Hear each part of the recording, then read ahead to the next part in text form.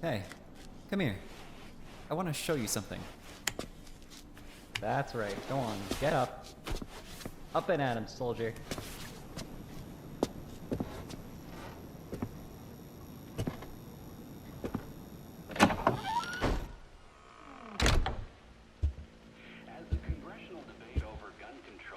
This is PT.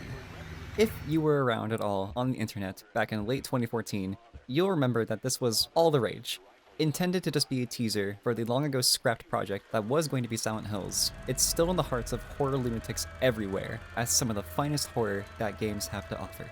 For the unfamiliar, the game all takes place in one looping hallway, where shenanigans ensue at unpredictable points in each loop. Sometimes you'll start the loop over to see that nothing's changed at all. Sometimes the bathroom door will be closed. Sometimes there's writing on the wall, or a prompt to gouge at the eye of a photograph, or a radio yelling at you in Swedish.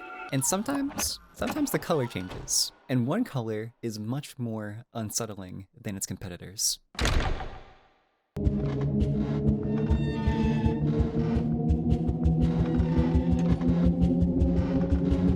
It's red. It's always red. The night vision-esque green hue in the other color change scenario doesn't even stand a chance in comparison. And this isn't completely unfounded either. Red is a famously abrasive, jarring color. It yells at us to stop, to not touch or eat something, to avoid an area, to get away from danger.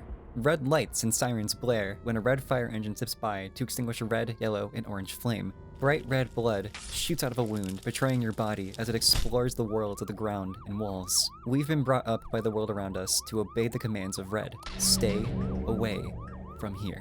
Red is predictable in that way. So when that color descends upon an area of safety, upon an area where it's not welcome, that's when a very specific kind of fear sets in. Intrusion is the best word I can think of to describe it. An intrusion is the corruption of something that was once safe. And it is the displacement of that safety that makes it so terrifying. As we wade our way through our lives, different kinds of intrusions scare us more than others. I, a rational adult with zero problems, am more scared of a home invasion than I am of monsters hiding under my bed. But while the shape or hue of the intruder may change form over time, the fear remains constant. The form of the intruder and our age aren't the only things that pilot our fear response. There's a few more variables that influence the outcome of an intrusion scare. First off, context. The context of an intrusion drives memorability. All good intrusions are memorable, but their memorability is driven by the context they're presented in. Intrusions in non-horror media stick out because they're disruptive. They upset what the player has come to expect of the world around them, and nowhere is this more apparent than in old Nintendo games. Fellow loser zoomers have no doubt seen the approximately 6 million videos out there on all of these spooky, creepypasta feel hidden in kids' games. If you identify with one or more of the following video examples, you may qualify for an internet veteran discount. Please check in with your accredited shitpost insurance agency to determine your eligibility today.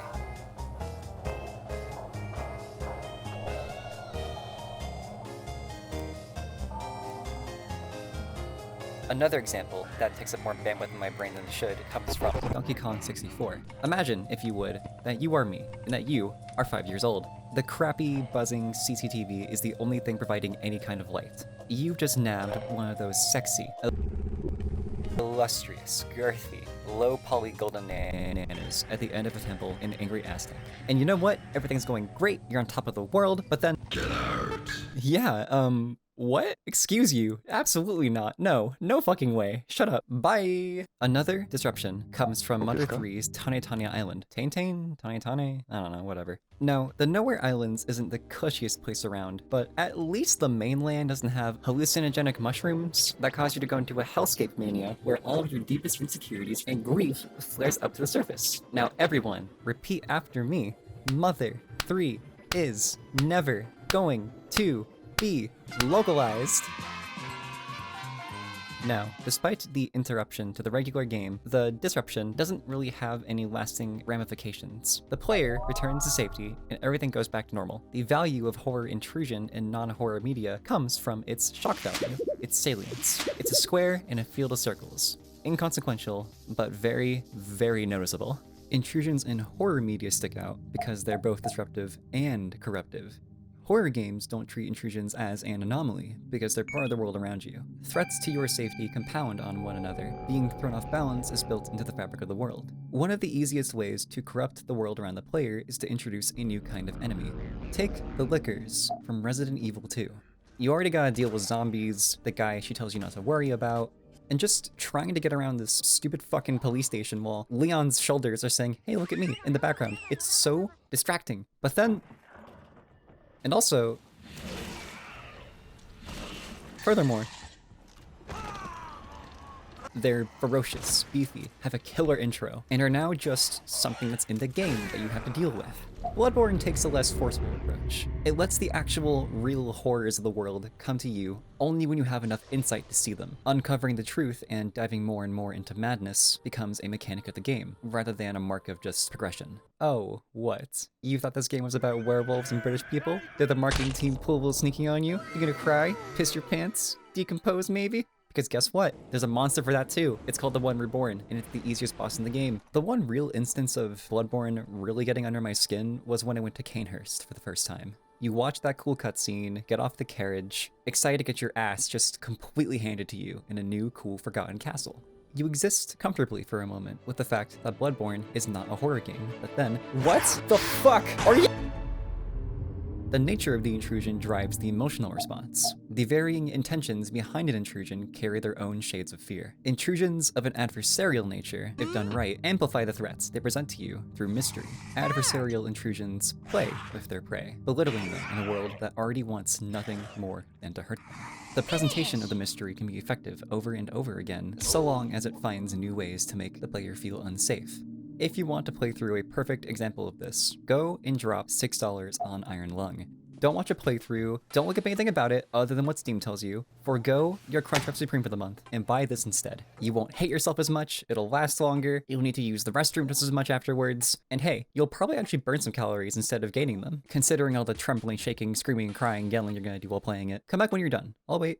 Lucas then goes off to lunch for an hour, waiting for the viewer to play Iron Lung. He then remembers that video is an asynchronous medium, and, belly full of soup, comes back to finish this part of the video. Iron Lung made me feel more alone and anxious with an hour of PS1 graphics than any other game that has both looked better and lasted longer. And forget the fishbowl for a second. The moon itself is what toys with you the most. The unexplainable artifacts swallowed by blood, the disorienting warping that your submarine suddenly does. This thing, and just the ambience. All of this, aided by the fact that you're at the mercy of whatever hostile thing is lurking out there. It's hard to imagine how things could get much worse.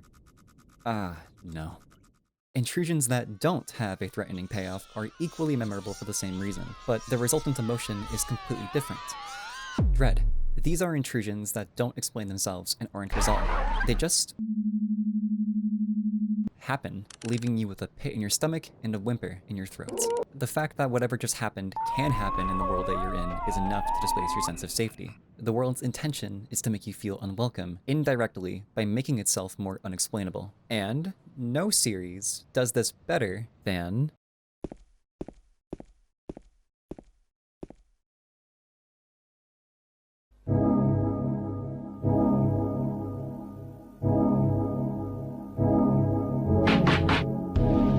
With the exception of Silent Hill 3, the monsters of the first 3 Silent Hill games are much less present than in something like Resident Evil. They're there, yeah, and they're spooky, and they will come after you, but they're not really what the game wants you to focus on. Also, unlike Resident Evil, the monsters of Silent Hill and Iron Lung belong in the environment. The intrusion doesn't come from the monsters then. They're exactly where they belong. Instead, the intrusion comes from how the world of Silent Hill just... It's the king of psychological horror for a reason. Rarely is there ever a one-and-done quick instance of shock horror in a Silent Hill game. The town prefers to infiltrate you by exposure, breaking you down slowly. Why wasn't there a payoff when Heather walked into a room with a fully cooked dog on the table? Or when Harry hears crying in this bathroom stall? Or when James stares at a wall that apparently used to have a hole, but it's not there anymore. It's the same reason that there isn't a sudden jump scare whenever you walk into a kitchen, a bathroom, or blankly stare at a wall.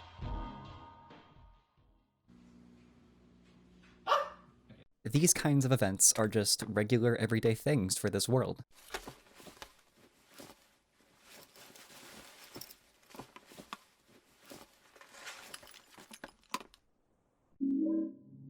The ability to handle an intrusion drives how the emotion is resolved. The speed at which our emotional state returns to baseline is largely determined by our locus of control. You can handle some of the threats that are presented to you, giving you some sense of control.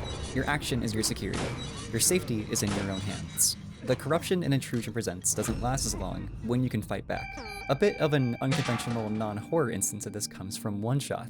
Also, hey, if you haven't played One Shot yet, go do that. I'm giving you the Iron Lung treatment. Skip this part of the video, here's a timestamp, play it on Steam, not the Switch if you can. Look up nothing, play it blind. Go. Lucas then went to bed for approximately 8 hours. The time it takes to fully play through One Shot. Again, forgetting that video is an asynchronous medium. This was the excuse he gave, but of course, he really just wanted to go to sleep. Fourth wall breaks are always a bit creepy when it comes to video games. One Shot is unique in that the fourth wall is removed for the entirety of the game, with the initial removal being kind of terrifying, especially if you don't expect it. After this, the terror is replaced with intrigue as you become more familiar with how the game works. You have full control over the outcome of the game and are equipped to deal with whatever it throws at you. You can even choose to not put the sun back in the tower like some careless god. Like seriously, what kind of monster would do that? Resident Evil is, again, another great example of this. While the threats of the game compound as the world becomes more hostile, you're never really out of your depth. You can kill lickers just as easily as you can avoid them. The biggest, stupidest monster can always be dealt with so long as you have the firepower. You have a lot more control over your own survival due to this. Control as a modifier of intrusions is more effective than when it's lower, when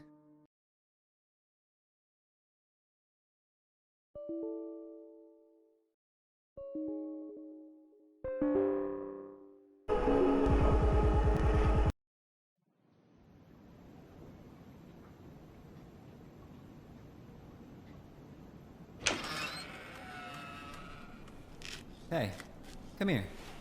I want to show you something. You are an inconsequential creature that just so happens to be a protagonist. The world does not care about you. You do not make things happen. Things happen to you. You are powerless to do anything but accept this intrusion as part of your experience. Again, Silent Hill is powerful in this regard, mainly the second one. 1 and 3 have you facing off against the literal god, meanwhile 2 has, well, this guy, who very respectfully takes himself out of the game, thank you very much.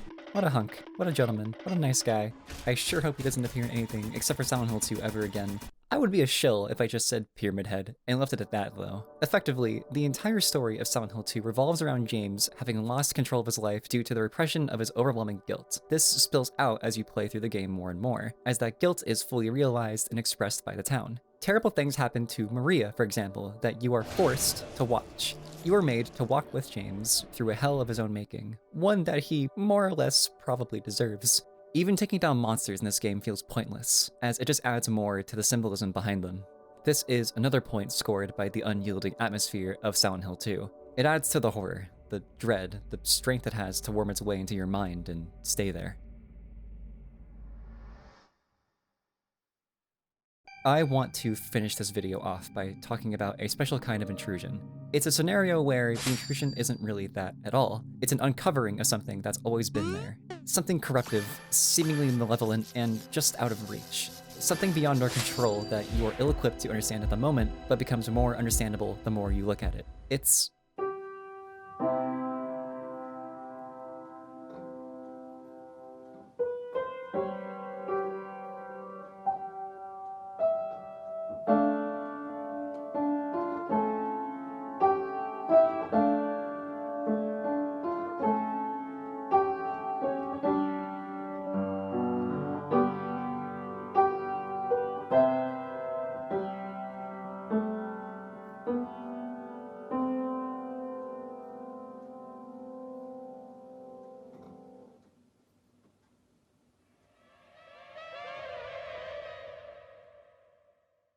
something right behind you. Just like PT, Amori effectively uses red as an indicator that something isn't quite right. The red of Amori can be hidden away in secret areas, like the aptly named Red Maze, or it can be brazen and bold, like the Red Throne. The important reds all have something in common, though. They're all tucked away in repressive environments like white and black space. They're intentionally beaten out of the lovely purple, green, and blue headspace. Amori revels in the horror of the reveal. All of the flare-ups of horror that happen in Amori aren't intrusions. Like Silent Hill 2, they are direct consequences of the character's actions. The horror is uncovered. It is not an intrusion. It's red where it's supposed to be. Thank you all so much for taking the time out of your day to watch this video. I really appreciate it. See you soon. While the threats of a Resident Evil game compound on one another as the game's... Fuck!